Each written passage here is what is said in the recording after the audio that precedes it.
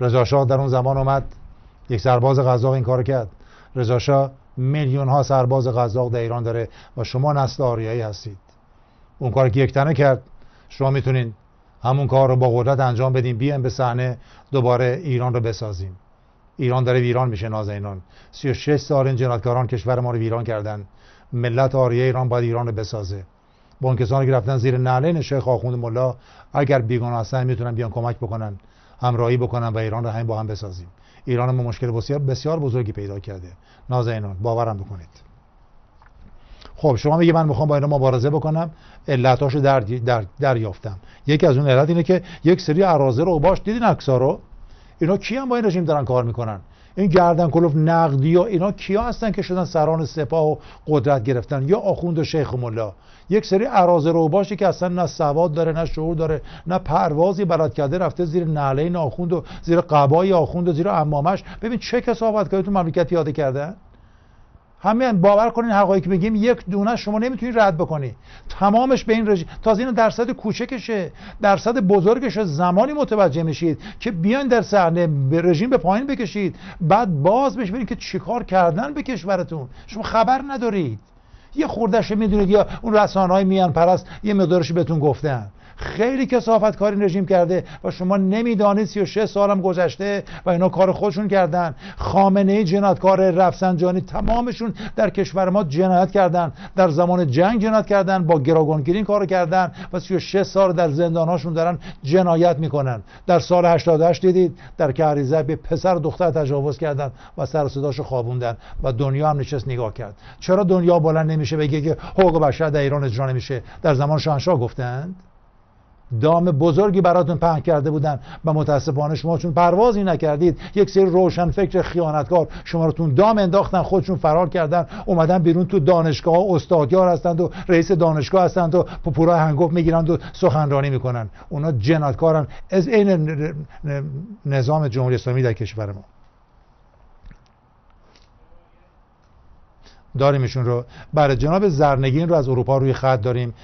من فکر کنم یه ماه قبل هم اومدن گزارشی دادن، گزارش خیلی کوتاهی دارن که دیروز در مقابل سفارت اشغال شده ما در سوئد فکر میکنم مراسمی بوده و ایشون میان حتما صحبت میکنن. من بهشون گوش میکنیم چند دقیقه بیشتر نه. سیاوش این کلیپی هم هست از زمانی که ایشون صحبت میکنن، لطفا پخش کنید. جناب زرنگین درود بر شما که دیر وقت ماندین تا ساعت باشه که شما جناب آقای صحبت بهتون گوش میکنیم عزیزم. جناب زرنگین.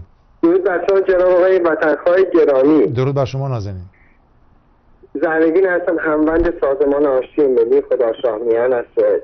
صداتون از شما سپاسگزارم از وقتی که در اختیار من قرار دادید. در ابتدا درود میفرستم به رضا شاه دوم شاهزاده رضا پهلوی و اعلیحضرت ملکه مادر شهربانو فرح پهلوی.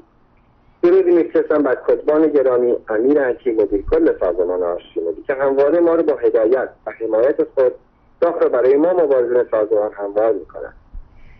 جناب وطنخواه گرامی، در تاریخ 12 آگوست نمایشنامه‌ای را در مقابل لانه جاسوسی رژیم مدفن اسلامی در استکهلم برگزار کردیم که در آن اجرای احکام قرون وسطایی رژیم را به تصویر کشیدیم تا از این طریق بتوانیم جامعه بین‌الملل را نسبت به این گونه رفتارهای بیگانه از سوی مقامات رژیم اسلامی که همون لبخند زدن در خارج از ایران و سرکوب وحشیانه در داخل ایران است آگاه سازیم و چهره واقعی رژیم و خامنه‌ای دیکتاتور بر مردم سوئد نمایان سازیم تا بتوانیم با حمایت نهادها و سازمان‌های حقوق بشری و به رهبری شاهزاده رضا پهلوی هموطنان ما که در زندان‌های مخوف این رژیم گرفتار می‌باشند رو رها کنیم و ایرانمان را آزاد سازیم. جناب وطنخواه، برقرار باد ایران، سرفراز باد ایرانی، جاوید شاه در خدمتتون هستم. درود بر شما نازنین. الان جناب سیاوش کارگردان برنامه دارن این کلیپ رو پخش میکنن. من بهتون واقعا دست درد نکن میگم، ما در هر کجای جهان که هستیم یک ثانیه رو جناب زرنگین نباید از دست بدیم. ما 36 سال رو از دست دادیم. زمانی است که ما کاری که در سالهای گذشته و در طول ده‌ها سال گذشته انجام تکرارش بکنیم. زمان است که همه با هم در صحنه باشیم و این رژیم رو رسوا کنیم و همیان در داخل ایران انرژی پیدا بکنه که بگه در بیرون هم تنها جهانی است. اون کاری که قبلا کردیم متوقف بکنیم، بیایم حقیقت رو بگیم، نترسیم، در صحنه باشیم، به مردم آگاهی بدیم و روز فروپاشی نظام اسلامی رو هر چه زودتر ببینیم به دست مردم ایران. من به تک تکتون افتخار میکنم که واقعا دارین فعالیت میکنید. متشکرم، سپاسگزارم جناب وطنخواه.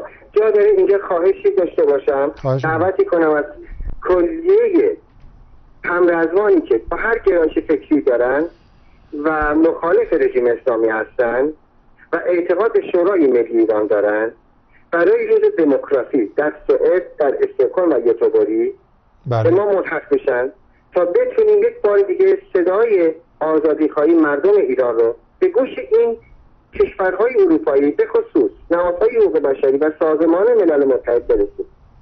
سپاسگزار شما هستم. محبت کردین عزیز من. به صورت هر زمانی که لازم بود تشریف بیارین با همیهنان صحبت بکنین، خوشحال میشیم.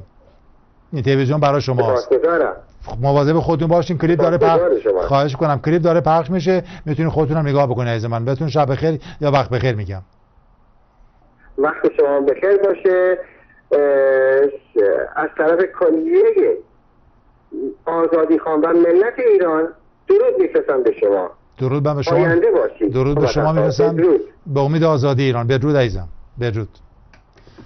بله، کلیپ رو نگاه میکنیم که در استکهلم 2 روز قبل در مقابل سفارت اشغال شده کشور ما نشون دادن که رژیم در ایران چیکار داره میکنه. در بیرون به قول جناب زرنگین نمیدونم روحانی و بقیهشون اون ظریف لبخند میزنن، در داخل ایران این برنامه رو پیاده میکنن و این کار باید با قدرت در سطح جهان پیاده بشه. همیانان بدونن که تنهاشون نگذاشتیم. ما در بیرون متاسفانه این کار انجام نشده و باید انجام بشه. سازماندهی نمیخواد هر کسی به نوبه خودش بگه من هم میخوام کاری انجام بدم، بیاد به صحنه وظیفه خودش انجام بده. به کلیپ نگاه بکنید، جالبه. بر صورت خارجی ها میبینن الان، خب در سطح ایران میبینن که اون صحنه‌ای که در ایران واقعی داره پیاده میشه اینجا به صورت شو نگاه درست کردن که ببینن که بیرونی هم نگاه کنن ببینن که این واقعیت هستش. ما شوخی نداریم با کسی. این کاری که در ایران داره انجام میشه. جناب باشان چقدر دیگه از این کلیپ مونده داخل؟ بعد جناب زرنگین من سپاس میگم بهتون، وقت گذاشتین تشریف آوردین صحبت کردین. این تلویزیون مال ایرانیان در درون ایران و اون کسانی که در بیرون هستن اگر کاری برای آزادی ایران انجام میدن 100% میتونن بیان استفاده بکنن. خانه آنهاست و غیر ما واقعا کاری نداریم. اجازه بدیم و باید بگیم که چرا ما میخوان در مقابل گروه شماره 2 بیستیم. به هویت خودتون برگشتی، ترس رو گذاشتین کنار، خرافات هم گذاشتین کنار، میگی من این علت ها رو دارم که این ماهیت این رژیم رو شناختم. قانون اساسیش بر ضد منه، قانون شریعه‌اش بر ضد منه،